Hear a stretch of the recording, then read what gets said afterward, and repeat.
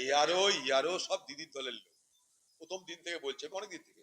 BLO, ARO, এইআরও, deo সব তৃণমূল দলের লোক।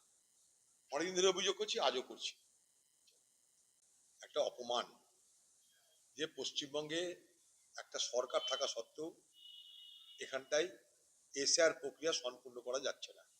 কথা বলতে বারণ করতে যান, এসআর প্রক্রিয়া সম্পূর্ণ করা যাচ্ছে না।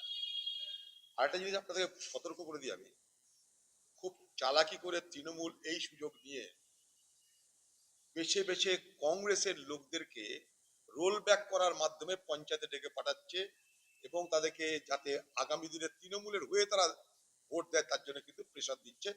রোল ব্যাকটা করাচ্ছে ইচ্ছা করে, সব কিছু কাগজ জমা দেওয়ার পরেও রোল ব্যাক করানো হচ্ছে মুর্শিদাবাদ জেলা জুড়ে। বিশেষ করে কংগ্রেসি যারা লোক তাদের বাড়ানো হলো না কেন?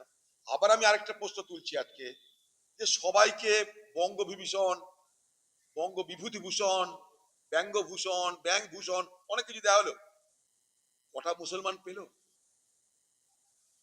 এই রাজ্যে কি মুসলমানদের মধ্যে শিক্ষা দীক্ষা সংস্কৃতিবোধ কিছু নাই?